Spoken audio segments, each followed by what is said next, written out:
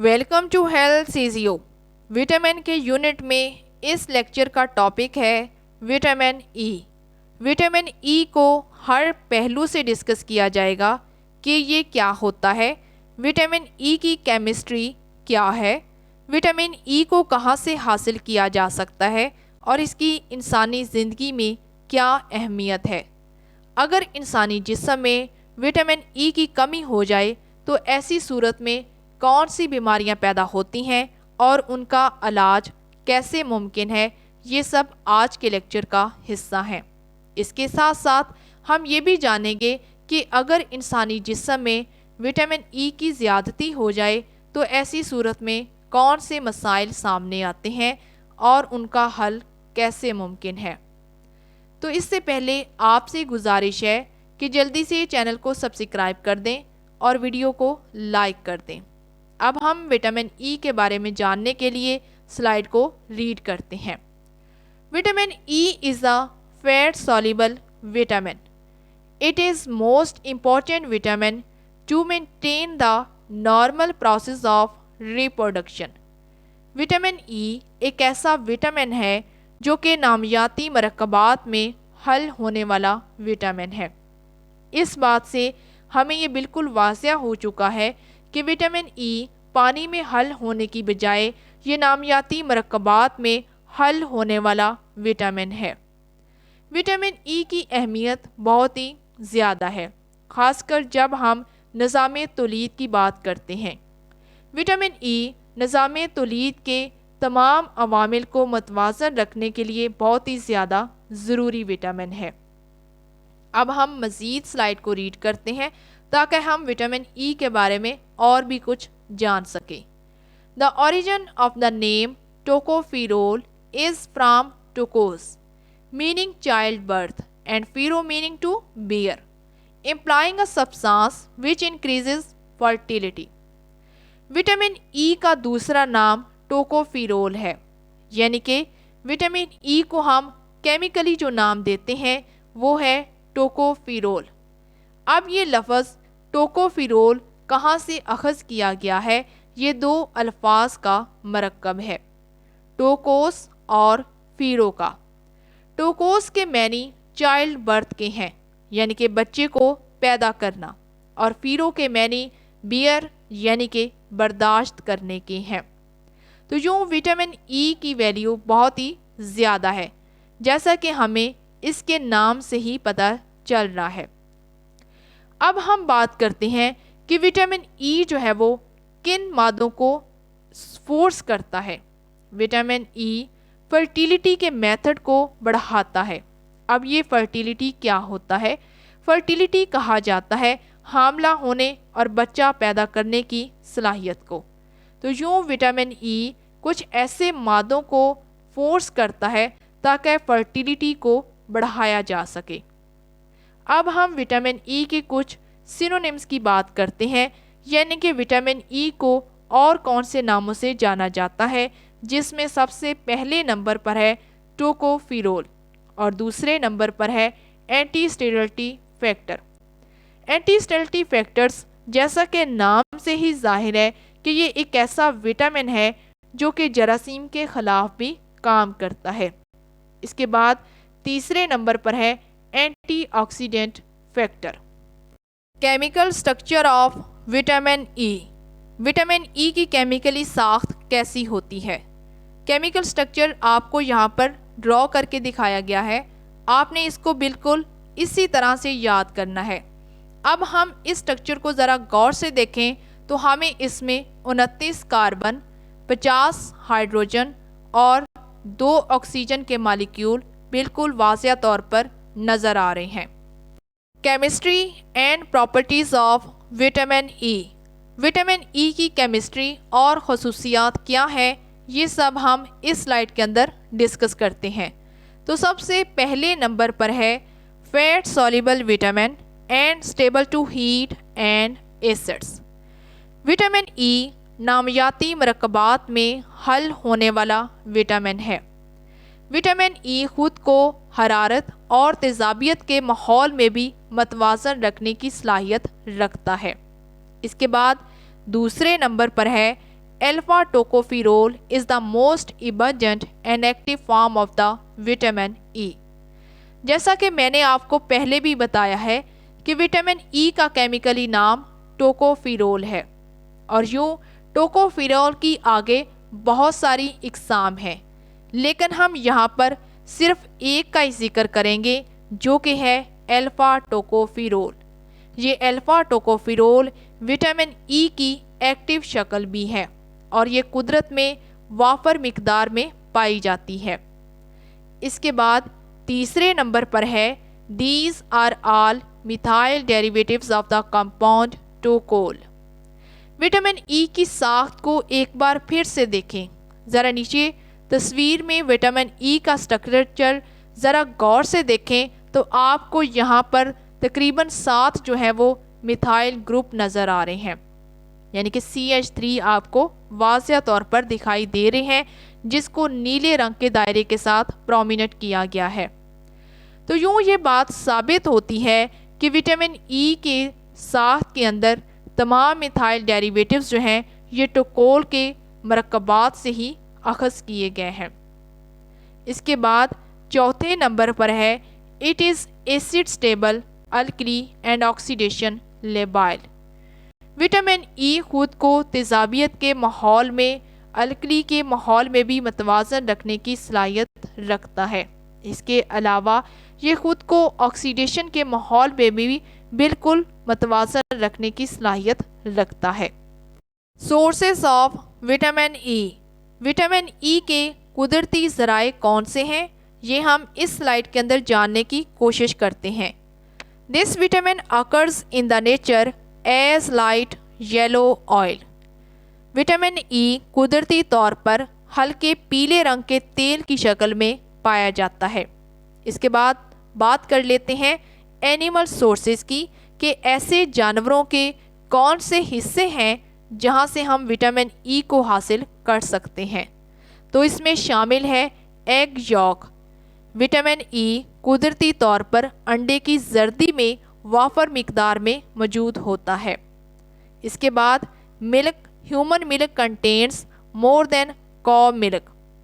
Vitamin E दूध के अंदर वाफर मिकदार में पाया जाता है, लेकिन ये कौ यानी कि गाय और भैंस के दूध की निस्बत इंसानी दूध में वाफर मिकदार में मौजूद होता है।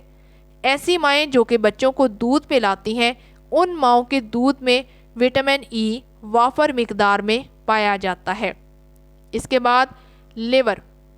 जानवरों के जिगर में भी विटामिन ई वाफर मिकदार में मौजूद होता है।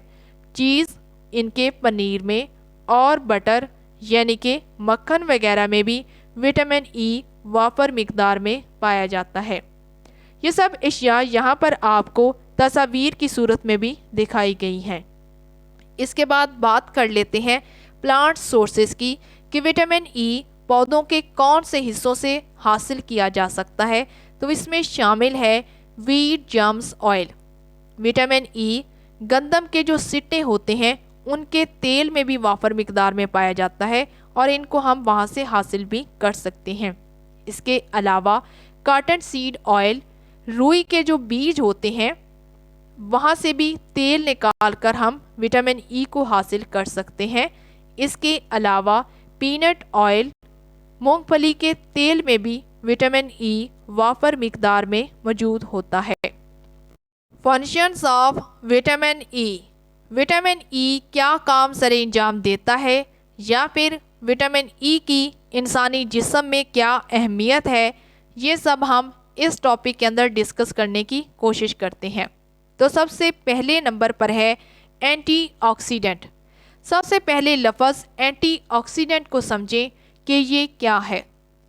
एंटीऑक्सीडेंट ऐसे मादे हैं जो कि आज़ाद रेडिकल्स की वजह से खुलियों को पहुंचने वाले नुकसान को रोक सकते हैं या फिर ये उनको सुस्त भी कर सकते हैं। अब हम मज़ीद इसके बारे में जानने के लिए स्लाइड को रीड करते हैं।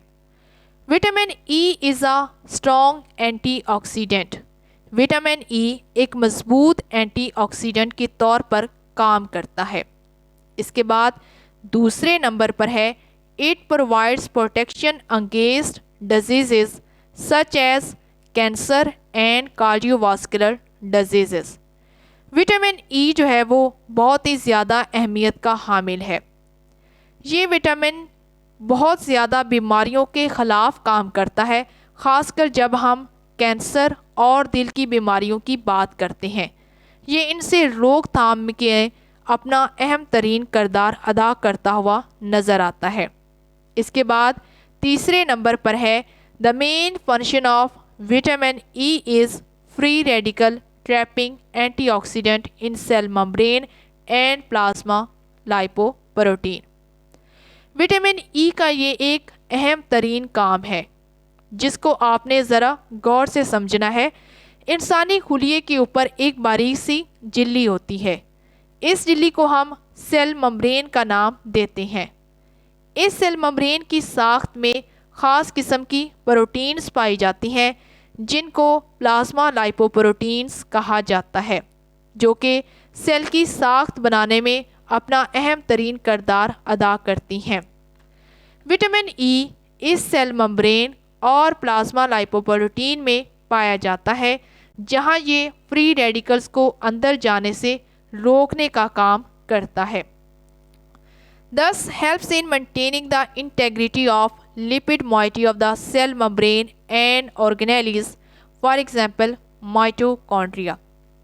इस तरह से ये जो खुलिया है उसके अंदर पाए जाने वाली लिपिड्स की जो साख्त है उसको मतवाज़न रखने में और ऑर्गेनेलीज़ के ऊपर जो लिपिड मेम्ब्रेन होती है जिसको हम सेल मेम्ब्रेन भी कह सकते हैं या फिर आप उसको ऑर्गेनेली मेम्ब्रेन भी कह सकते हैं, उसके अंदर पाए जाने वाले लिपिड्स की साख्त को मतवाज़न रखने में अहम तरीन किरदार अदा करता है, ख़ासकर खुलियों की जो ऑर्गेनेली है जिसका नाम है माइटोकॉन्ड्रिया।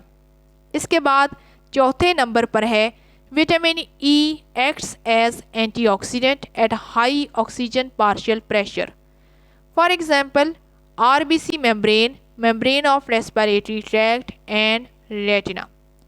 विटामिन ई कुदरती तौर पर एंटीऑक्सीडेंट है। विटामिन ई एंटीऑक्सीडेंट के तौर पर यह काम करता है, खासकर जब ऑक्सीजन का पार्शियल प्रेशर बहुत ही ज़्यादा हो। जैसा कि मिसाल के तौर पर खून के सुर्ख ज़र्रात की जो झिल्ली होती है उसमें ये अपना किरदार अदा करता है, यानी कि एज आ एंटीऑक्सीडेंट ये वहाँ पे काम करता है। इसके अलावा निज़ाम तनफ़्फ़ुस की झिल्लियों में भी ये अपना किरदार अदा करता है और आँख के अहम तरीन हिस्से जिसको रेटिना कहा जाता है वहाँ पर भी ये एंटीऑक्सीडेंट के तौर पर काम करता है। ये वो तमाम हिस्से हैं जहाँ पर ऑक्सीजन का पार्शियल प्रेशर बहुत ही ज़्यादा होता है, तो इस सूरत में विटामिन ई वहाँ पर एंटीऑक्सीडेंट के तौर पर काम करता है। विटामिन ई का दूसरा फंक्शन है एक्ट एज को-एंजाइम। विटामिन ई किस तरह से को-एंजाइम के तौर पर काम करता है?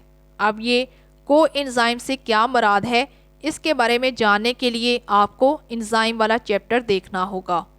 In certain tissues it acts as a को-एंजाइम। Vitamin E कुछ अहम तरीन टिश्यूज़ के अंदर को-एंजाइम की तरह अमल करता है। इसके बाद तीसरे नंबर पर है DNA सिंथेसिस। विटामिन ई किस तरह से DNA के बनाने में अपना किरदार अदा कर रहा है। It controls the rate of synthesis of DNA। Vitamin E deoxyribonucleic acid के बनाने की जो रेशो है उसका जो तादाद है उसको कंट्रोल करने में अपना अहम तरीन किरदार अदा करता है। इसके बाद चौथे नंबर पर है मसल्स, यानी कि इज़लात में विटामिन ई अपना क्या काम सरेंजाम दे रहा है। It is essential for the normal functions of muscles. Vitamin E अज़ाफ़ी तौर पर इज़लात को सही तरह से काम करने में अपना अहम तरीन किरदार अदा करता है। इसके बाद पाँचवें नंबर पर है care of RBCs। Vitamin E कैसे खून के सुर्ख ज़र्रात की हफाजत करता है। Vitamin E looks after RBCs and prevents them from hemolysis, breakdown of the RBCs। Vitamin E खून के सुर्ख ज़र्रात, जिनको हम रेड ब्लड सेल्स कहते हैं, उनके टूट फूट के शिकार होने से बचाता है। हीमोलाइसिस दो अल्फाज का मरकब है। हीम कहा जाता है ब्लड यानी कि खून को, और लाइसिस कहा जाता है ब्रेक डाउन यानी कि तोड़ फोड़ को। तो यूँ विटामिन ई खून के सुर्ख ज़रात की तोड़ फोड़ से इनको बचाता है और इनकी हिफाजत करता है। Sixth function is act as activator. Vitamin E किस तरह से एक्टिवेटर की तरह काम करता है, यानी कि किसी भी कीमियाई रिएक्शन को शुरू करने में ये कैसे अपना रोल अदा करता है। Acts as a activation for enzyme system such as cytochrome C reductase. Vitamin E enzyme के निज़ाम के अंदर एज अ एक्टिवेटर काम करता है, यानी कि ये एंजाइम के निज़ाम में किसी भी कीमियाई रिएक्शन को शुरू करने में अपना किरदार अदा करता है, जैसा कि साइटोक्रोम सी रिडक्टेज वगैरह। ये एक एंजाइम का नाम है। इसके बाद 7वें नंबर पर है रिप्रोडक्शन। विटामिन ई निज़ाम तौलीद में अपना क्या किरदार अदा करना है। It is necessary for normal process of the reproduction. It keeps the layers of the embryo healthy and is useful in prevention of habitual abortion। Vitamin E निज़ाम तौलीद के तमाम अवामिल को सही से काम करने में बहुत ही ज़्यादा अहमियत का हामिल है। ये उनको नॉर्मल रखने में भी अपना किरदार अदा करता है, ख़ासकर जब हम बात करते हैं फर्टिलिटी की, यानी कि जब बच्चा पैदा होने वाला होता है तो ऐसी सूरत में जो उसकी पहली स्टेज होती है उसको एम्ब्रियो कहा जाता है। एम्ब्रियो को सेहतमंद रखना, उसकी तमाम तहों को सही और सेहतमंद रखने में भी विटामिन ई अपना किरदार अदा करता है। इसके अलावा बच्चे को ज़ाया होने से बचाने में भी विटामिन ई अपना किरदार अदा करता है। और इसके बाद 8वें नंबर पर है act as drug. Vitamin E जो है वो कैसे अद्वियात की तरह काम करता है। Used in angina Pictoris and in coronary insufficiency. Vitamin E angina Pictoris एक बीमारी का नाम है जिसमें इस्तेमाल किया जाता है। एंजाइना पिक्टोरिस कहा जाता है छाती के दर्द को।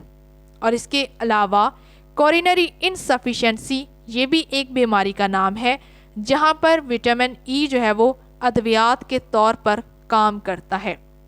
कोरोनरी इनसफिशिएंसी को थोड़ा सा समझने की कोशिश करें।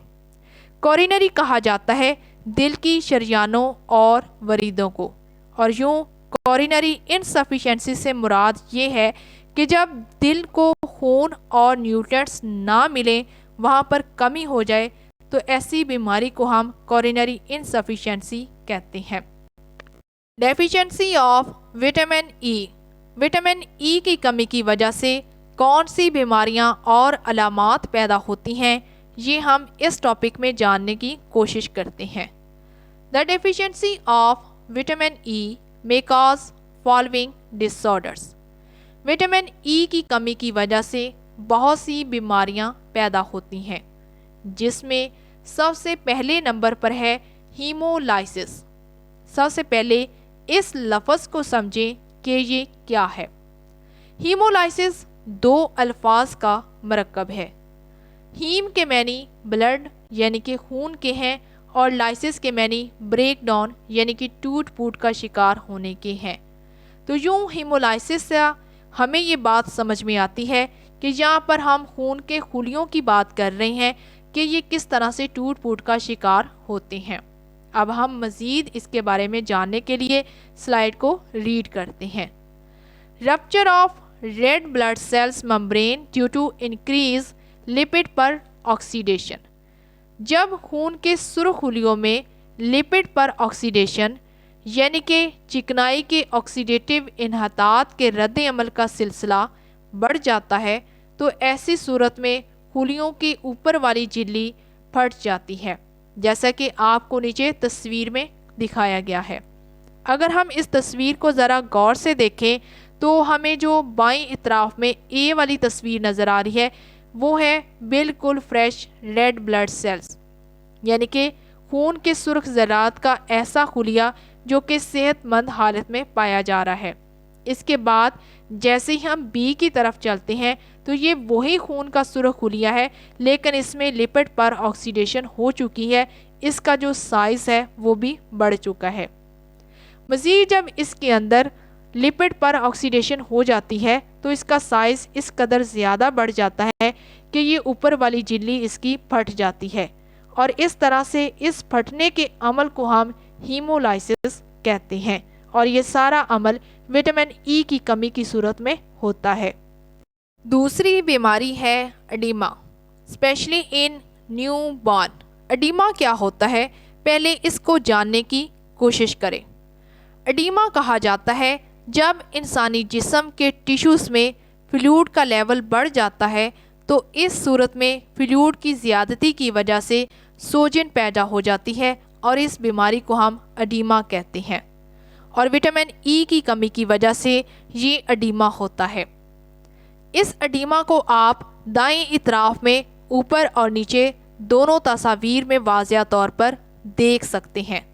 اڈیما ایک ایسی بیماری ہے جس کو چیک کرنے کے لیے اگر ہم اپنی انگلی اس جگہ پر تھوڑا سا زور سے دبا کے رکھیں تو واپس اگر ہمارا جسم اپنی حالت میں آ جائے تو اس کا مطلب یہ ہوتا ہے کہ ہم صحت مند ہیں، لیکن اگر ہماری انگلی کا نشان وہیں پر دسا رہ جائے تو اس کا مطلب یہ ہوتا ہے کہ ہمیں اڈیما ہے، جیسا کہ آپ کو اوپر ٹانگوں کے اندر واضح طور پر یہ تجربہ کر کے دکھایا گیا ہے۔ اگر وٹامن ای کی کمی ہو جائے تو پھر اڈیما کی بیماری ہوتی ہے، لیکن ایسا زیادہ تر چھوٹے بچوں میں دیکھنے میں آتا ہے۔ اس کے بعد تیسرے نمبر پر ہے مسکولر ڈسٹرافی۔ یہ اصل میں عضلات کی بیماری ہے۔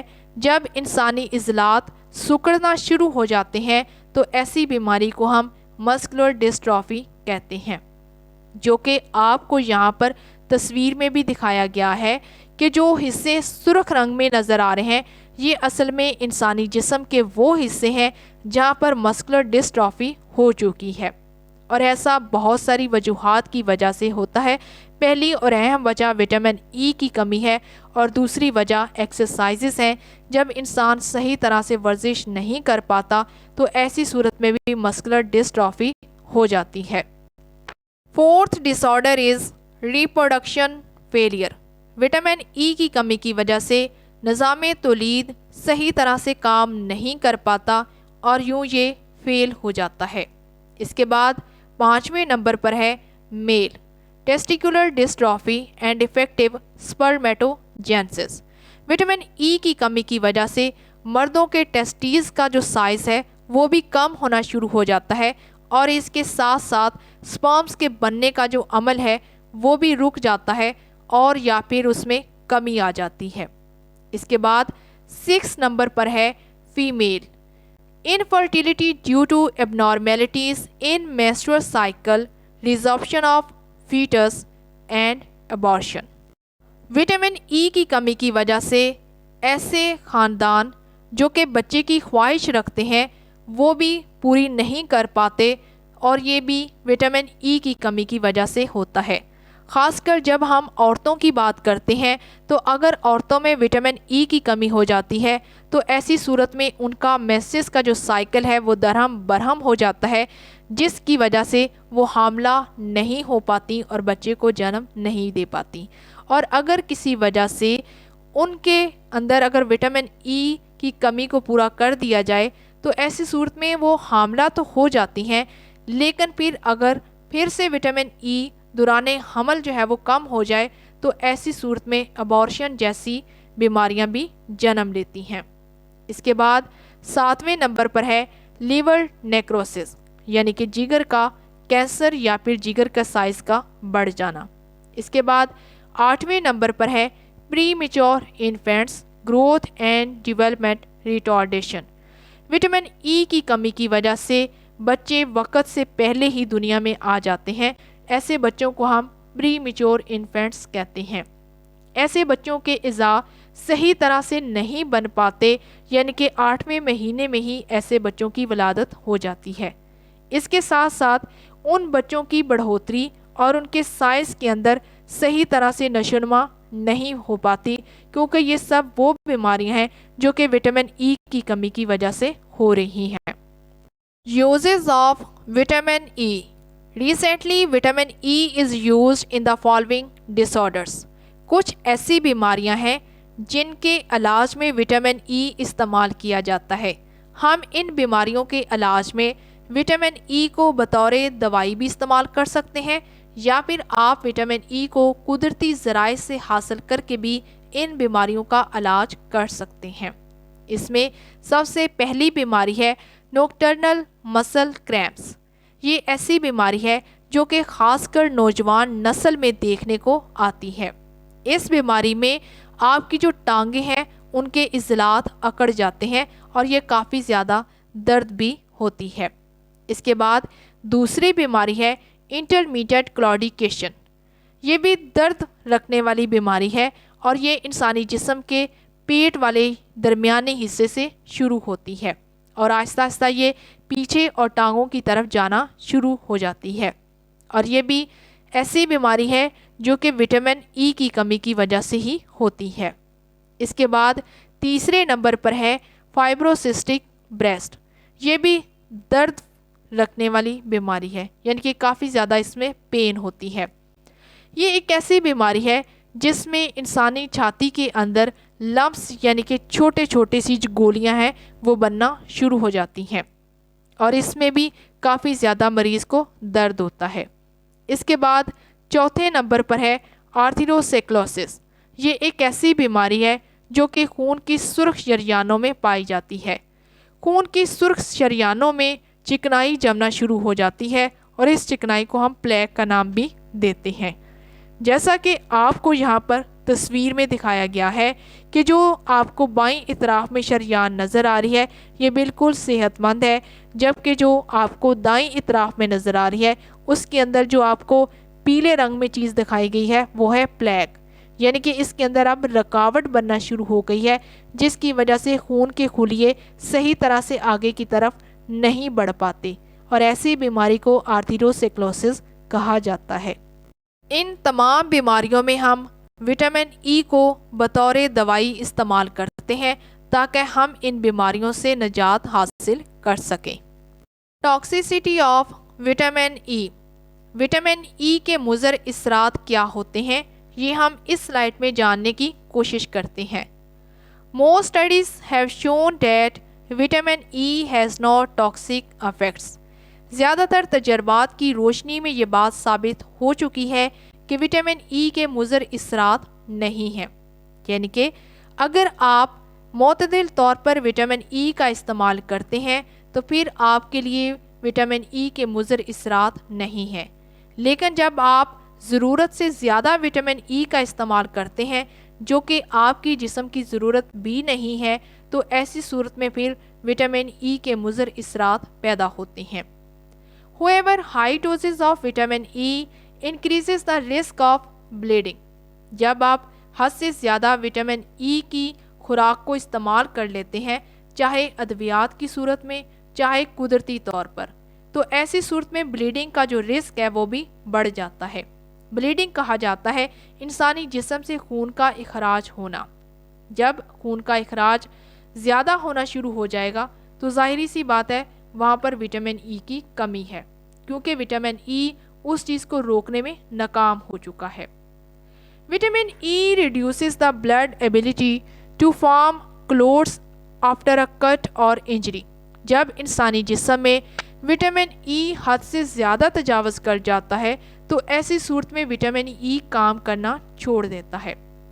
خاص کر جب ہم بلیڈنگ کی بات کرتے ہیں یا پھر انسانی جسم میں کوئی چھوٹا سا کٹ لگتا ہے یا پھر زخم بنتا ہے یا پھر ایکسیڈنٹ کی صورت میں جب انسانی جسم سے حد سے زیادہ خون بہنا شروع ہو جاتا ہے تو ایسی صورت میں پھر وٹامن ای جو ہے وہ خون کو روک نہیں پاتا، وہ وہاں پر کوئی بھی لوتھڑا نہیں بناتا کیونکہ آپ کے جسم میں وٹامن ای حد سے زیادہ موجود ہے۔